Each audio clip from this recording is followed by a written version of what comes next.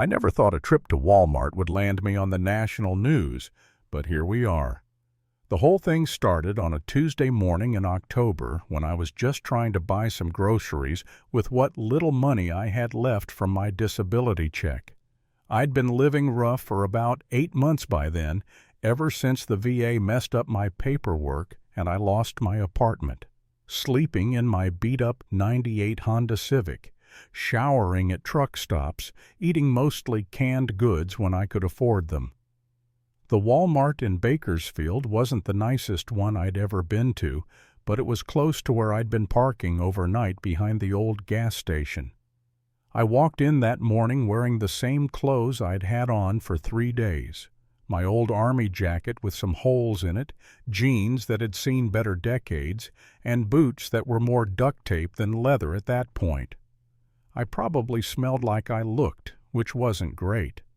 I had my Medal of Honor with me that day, which might sound crazy to most people. Why would a homeless guy be carrying around the nation's highest military decoration? Well, it's complicated.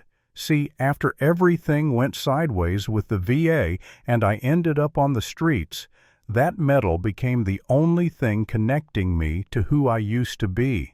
Thomas Tank Morrison, Staff Sergeant, 3rd Infantry Division, Iraq War veteran, the guy who saved 17 soldiers when their convoy got hit by an IED outside Fallujah in 2005.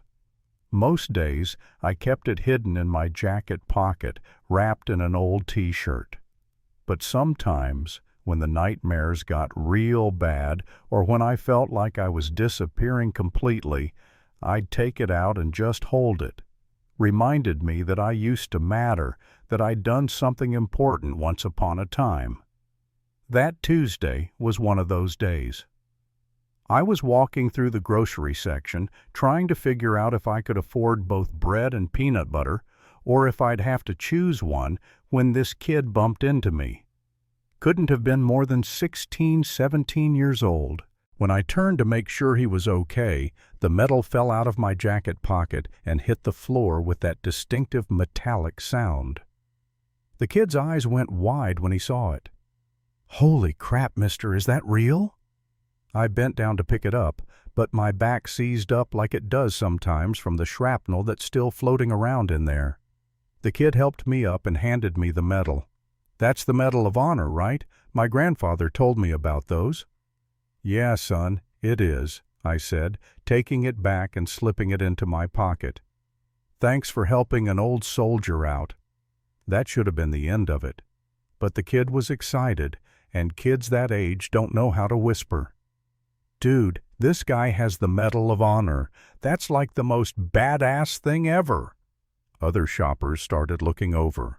Some smiled politely, others looked skeptical. I could see the question in their eyes. What's a guy who looks like this doing with something so important? I tried to keep moving, but the kid was following me now, still talking. "What did you do to get it? Were you in Iraq, Afghanistan? My cousin's over there right now. Man, wait till I tell him I met a real Medal of Honor guy." I appreciate enthusiasm for the military, I really do, but the last thing I wanted was more attention. I was already getting enough strange looks just for existing in their nice, clean store. "It's no big deal, son. Just doing my job back then." That's when I noticed him watching me. The guy had management written all over him. Khakis, polo shirt with the Walmart logo, that particular combination of authority and insecurity you see in middle managers everywhere. He'd been stocking shelves nearby, but now he was definitely focused on me and the kid. I grabbed a loaf of bread and some off-brand peanut butter and headed for the self-checkout, hoping to get out of there without any more drama. But as I was scanning my items, I felt someone standing right behind me. "Excuse me, sir." The voice had that fake polite tone that means trouble. I turned around to see the manager guy, and his nameplate read Brad Chen, Assistant Manager. He was maybe 35, soft around the middle, with the kind of mustache that made him look like he was trying too hard to be taken seriously. "Yeah?" I said, finishing up my scanning. I couldn't help but notice you have what appears to be a military medal with you." He was speaking loud enough that other customers were starting to pay attention. "That's quite impressive." Something in his tone set off alarm bells. 20 years in the Army teaches you to read people, and this guy was definitely working up to something. "Yeah, well, thanks. Mind if I ask where you got it?" The question hit me like a slap. Where I got it? "Yes, sir. It's just that, well..." He gestured vaguely at my appearance. You understand. I understood perfectly. To him, I looked like exactly what I was. A homeless guy who probably hadn't had a shower in too long, wearing clothes that had seen better years, and he was looking at my Medal of Honor like it was a stolen watch. "I earned it," I said quietly, but my hands were starting to shake a little, not from fear, but from anger. "I'm sure you believe that," Brad said, and now his voice was getting louder. "But see, we've had problems with people coming in here with fake military gear, stolen valor situations. And the Medal of Honor, well, that's a pretty serious claim." Other customers were definitely watching now. A couple with a cart full of groceries, an elderly woman buying cat food, a construction worker getting lunch, all of them staring at the homeless guy who was apparently lying about being a war hero. "It's not fake," I said, "and it's not stolen." "Can you prove that?"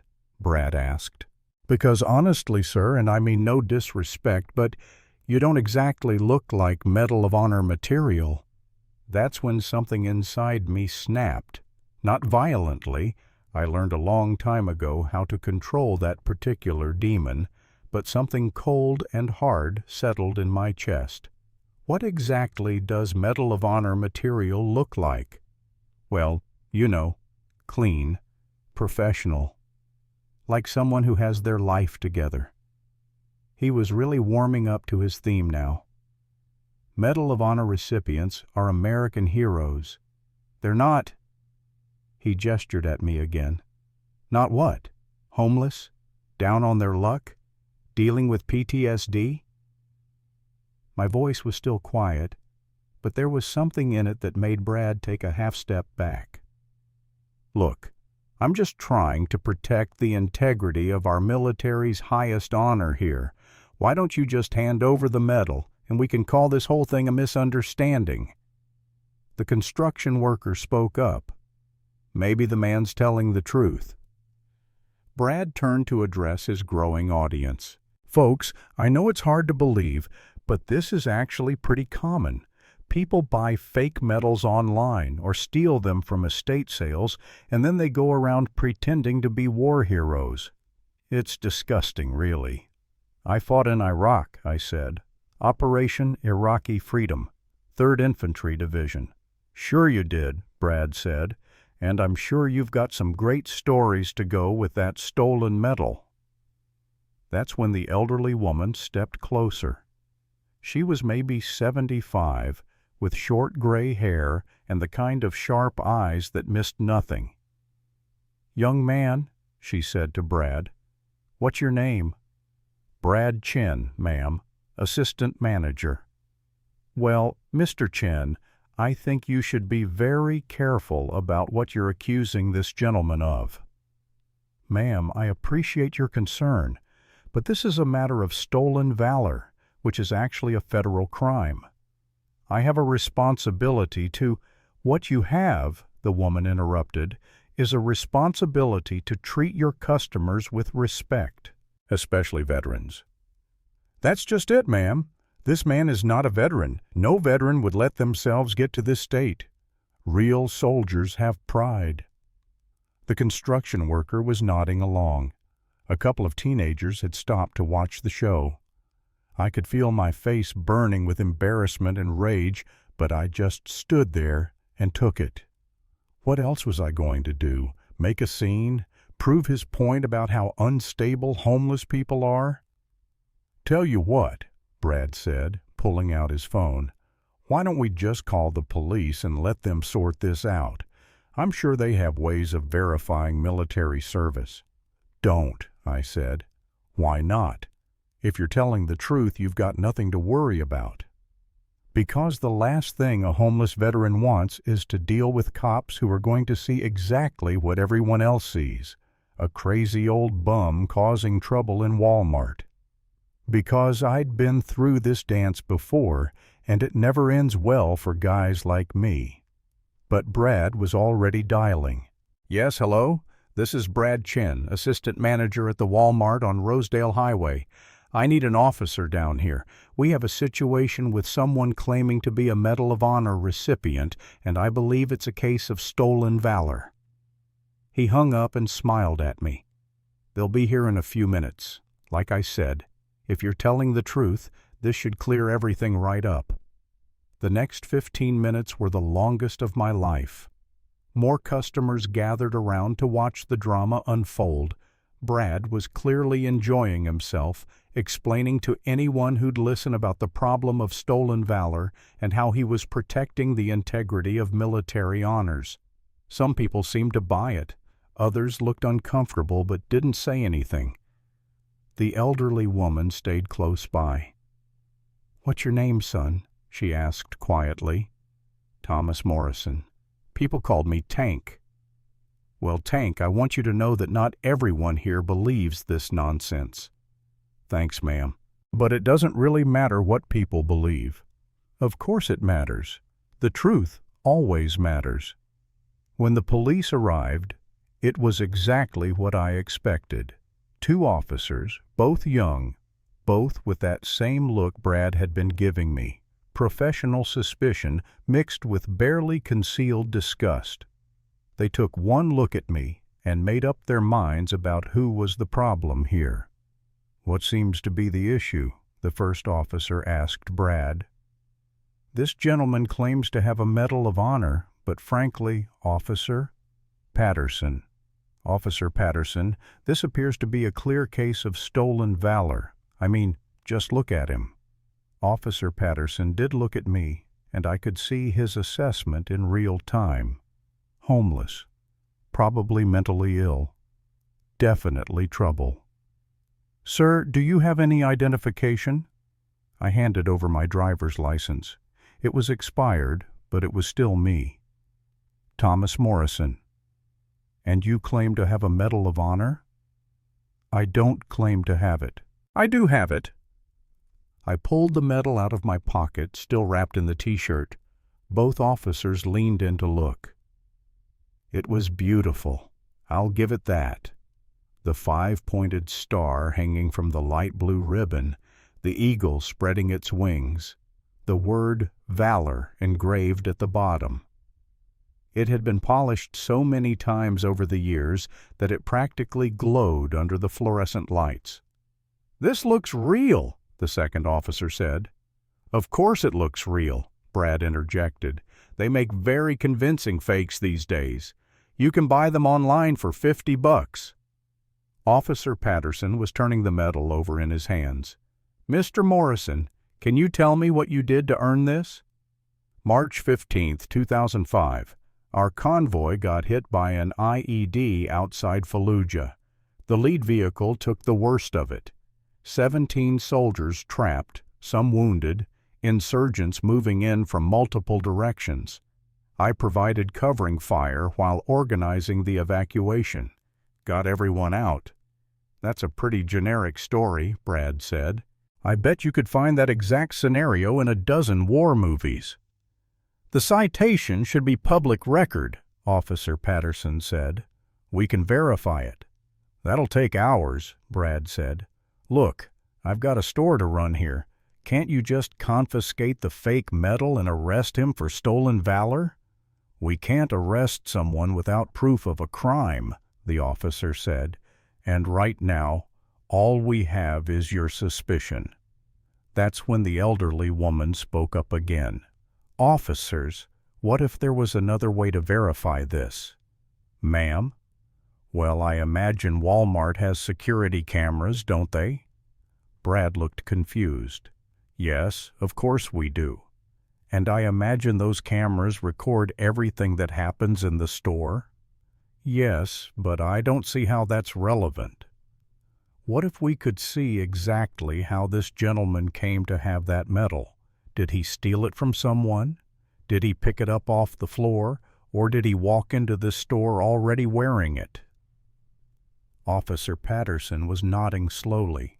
That's actually not a bad idea. Mr. Chen, would you be willing to let us review your security footage? Brad looked less confident now. Well, I suppose we could do that, but it's going to take some time to pull up the right footage.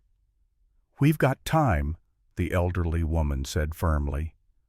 What happened next was not what anyone expected. While we were waiting for Brad to figure out the security system, more people had gathered around. Word was spreading through the store that there was some kind of drama happening at the front, and apparently slow days at Walmart don't offer much entertainment. One of the new arrivals was a guy about my age wearing a Desert Storm veteran cap.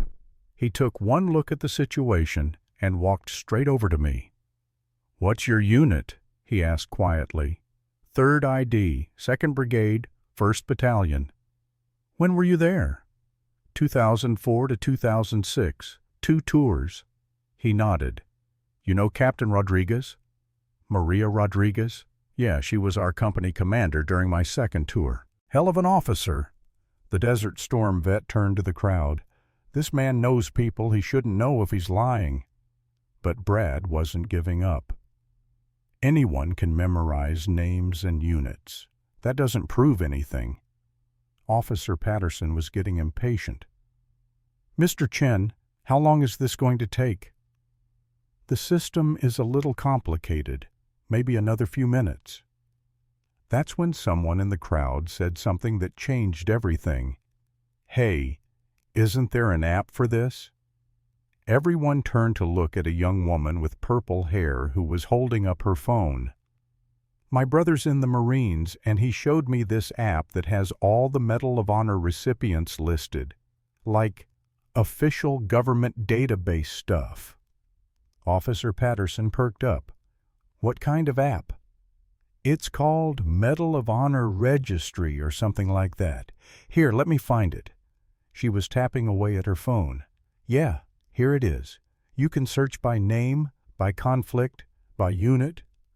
"That's not official," Brad said quickly. "Anyone can make an app."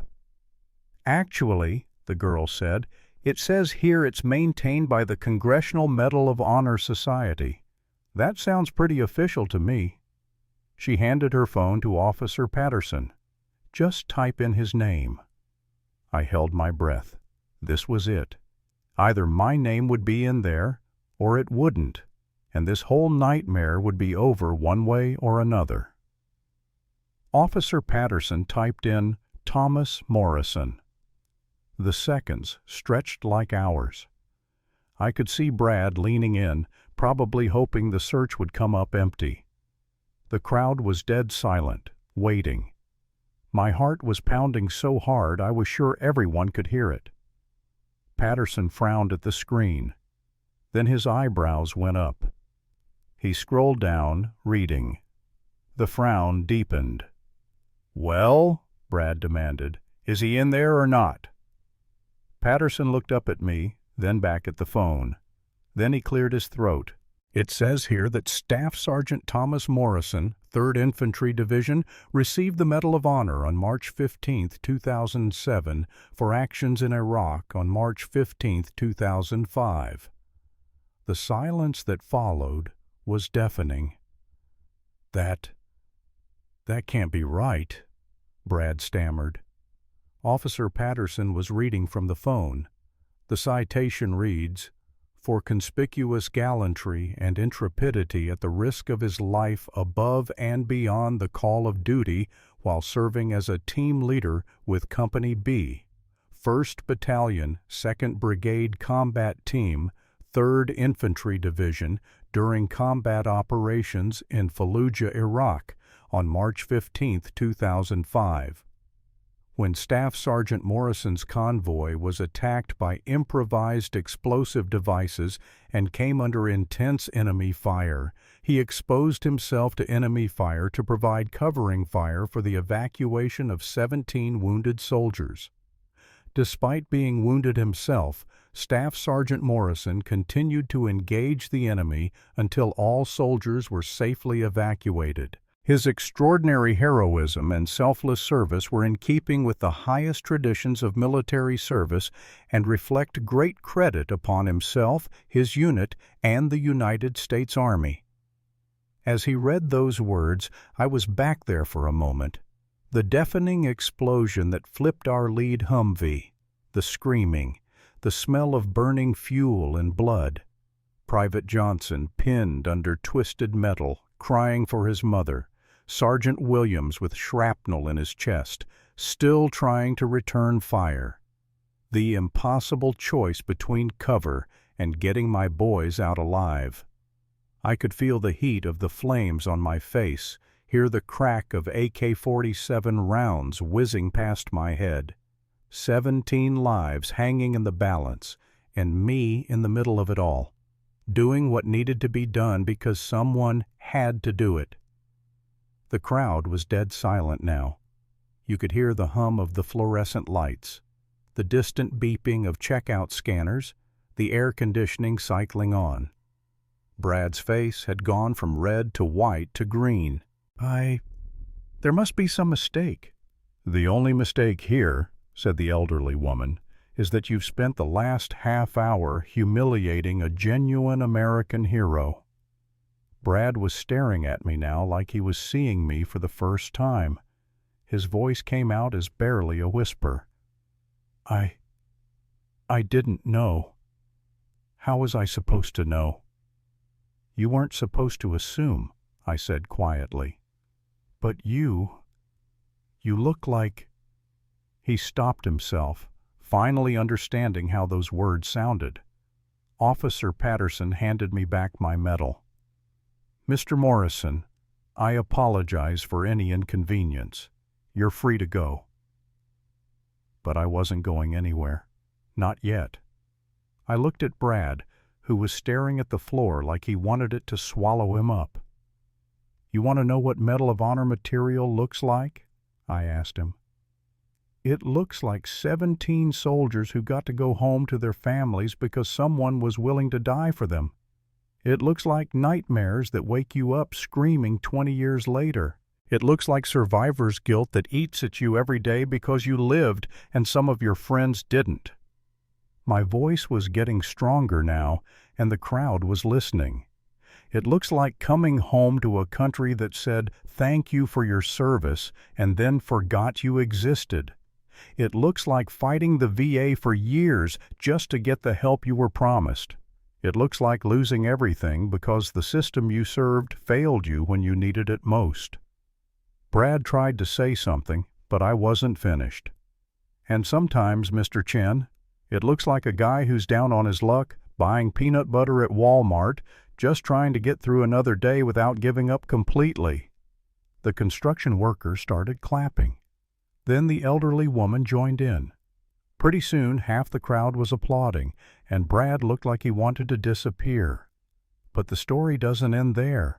See, the young woman with the purple hair wasn't just some random customer.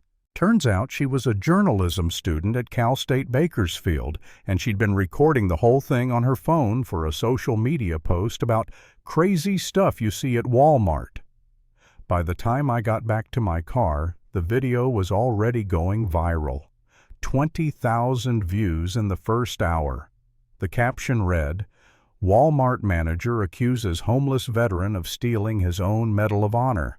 Plot twist, he's a real American hero." The local news picked it up by that evening. Then the national news, CNN, Fox, MSNBC. They all wanted to interview the homeless Medal of Honor recipient who got humiliated at Walmart. I wasn't ready for that kind of attention, but sometimes the story picks you, not the other way around. Within 48 hours, 3 things happened that changed my life forever. First, the FBI called. Turns out they take stolen valor accusations very seriously, especially when they involve the Medal of Honor. Agent Sarah Mitchell drove down from the FBI field office in Los Angeles to personally verify my medal and my story. She brought along a specialist from the Department of Defense who authenticated the medal using some kind of special equipment. "Mr. Morrison," Agent Mitchell said, "I want to personally apologize for what you went through. This should never have happened." "It's not your fault, Agent Mitchell." "Actually, it kind of is. Part of our job is educating the public about how to properly verify military service. Clearly, we need to do better." The FBI didn't just verify my medal. They issued a public statement confirming my service record and condemning the treatment I'd received.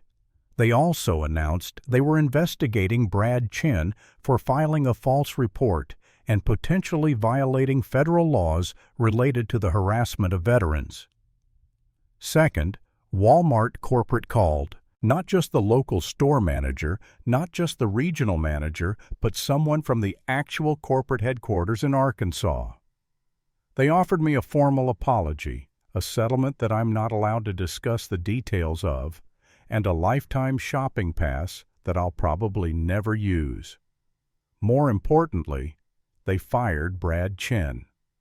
Turns out this wasn't his first incident involving veterans.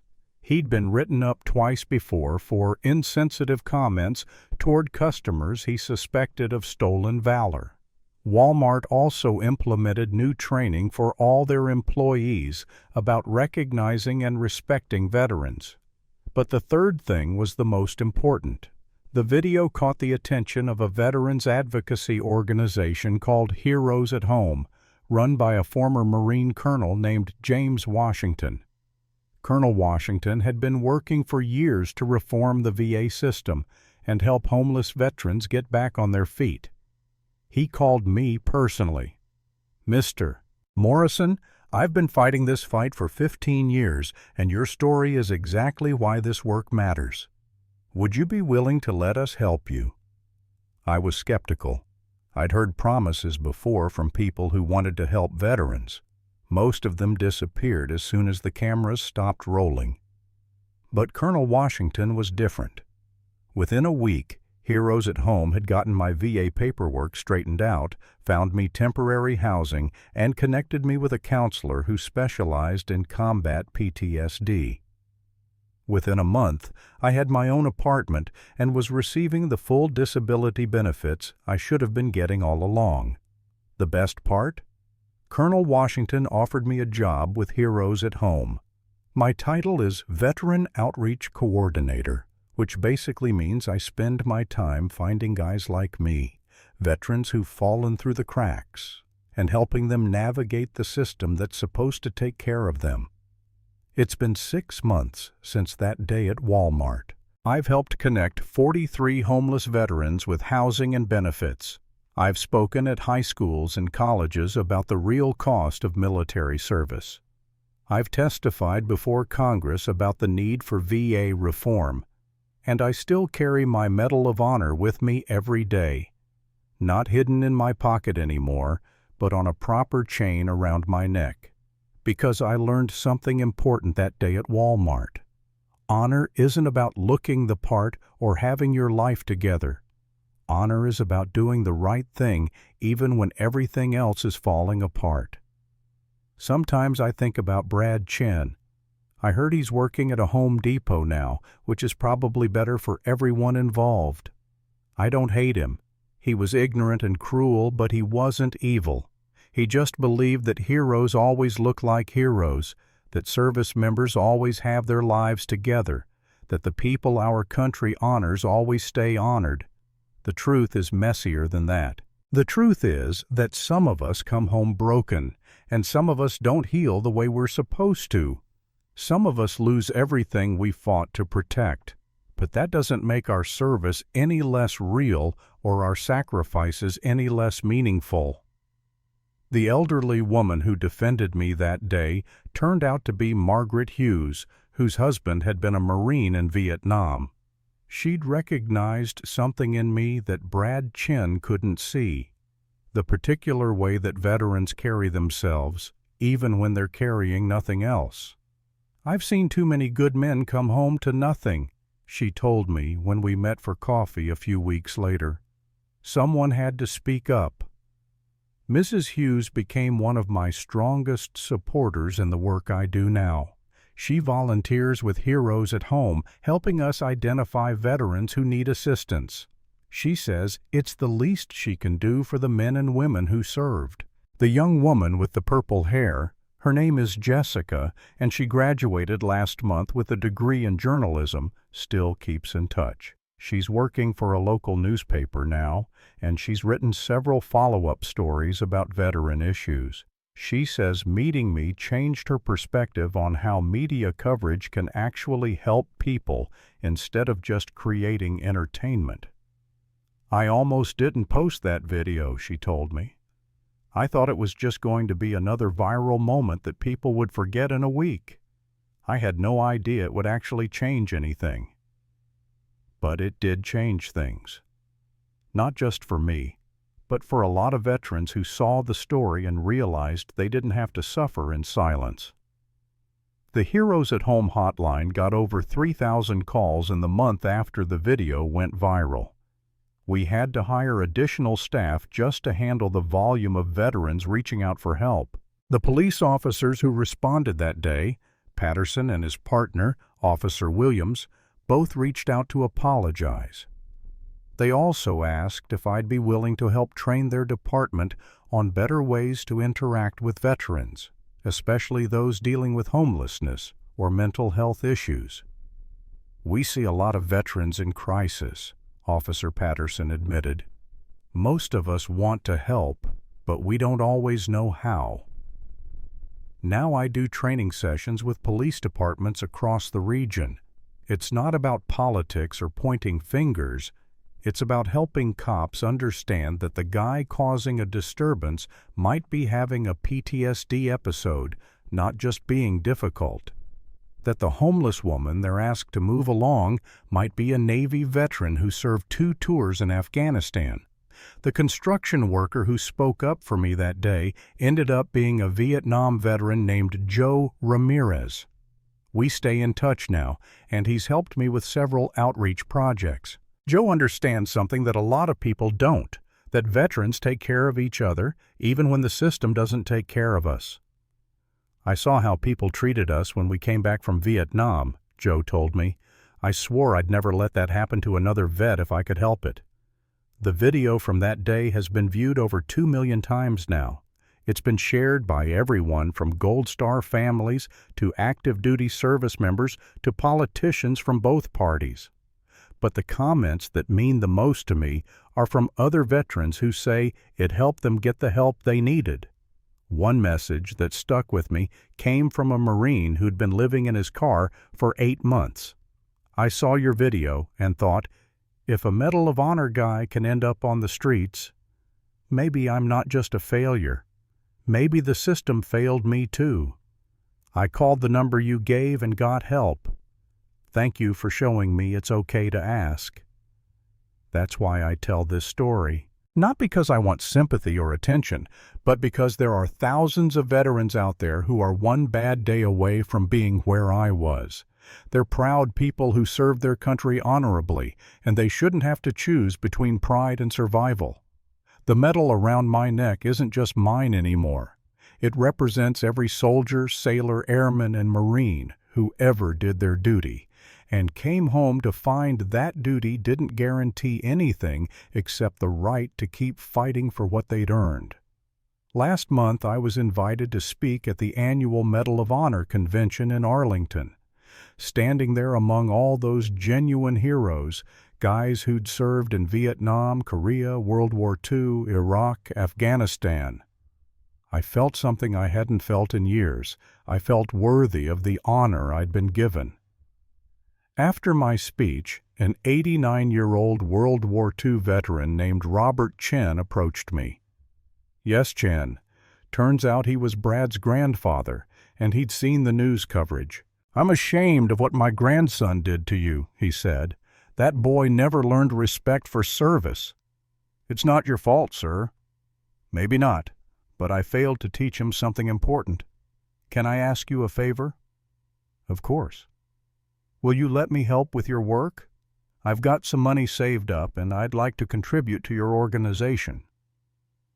Robert Chen ended up donating $50,000 to Heroes at Home, and he volunteers with us whenever his health permits. He says it's his way of making amends for his grandson's behavior. Brad himself never reached out to apologize, but I heard through his grandfather that the whole experience shook him up pretty badly. He's apparently taking classes now to become a counselor for at-risk youth.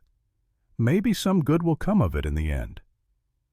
The Walmart, where it all happened, put up a memorial wall in their break room honoring local veterans. They also started a program where they prioritize hiring veterans and provide additional support for employees dealing with PTSD or other service-related challenges. But the real change isn't in corporate policies or viral videos or news coverage. The real change is in the individual lives that have been touched by this story. The veteran who saw the video and decided to seek help instead of giving up. The civilian who learned that heroism doesn't always look like what you expect. The police officer who approaches homeless veterans with compassion instead of suspicion.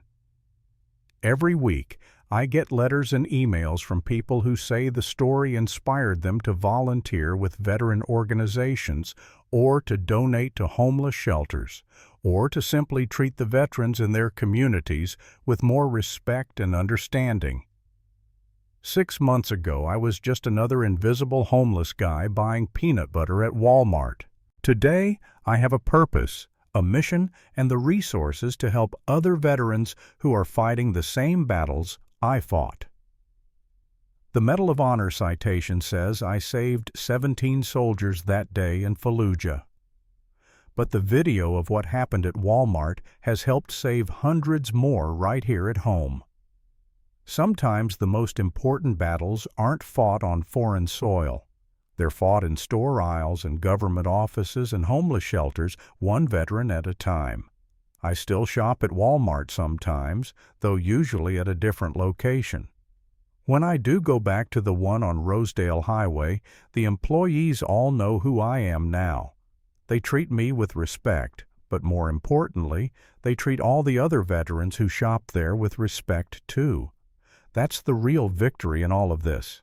Not that I got my life back, though I'm grateful for that, but that maybe the next veteran who walks into that store won't have to prove they're worthy of basic human dignity. Because at the end of the day, that's what this was really about. Not stolen valor or fake medals or viral videos. It was about the fundamental question of how we treat the men and women who served our country when they're at their lowest point. The answer should be simple.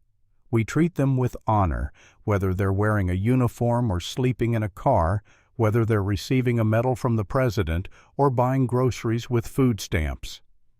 That Medal of Honor around my neck reminds me every day that service doesn't end when you take off the uniform. Sometimes the most important mission is the one you never expected to receive, helping your fellow veterans find their way home, one story at a time.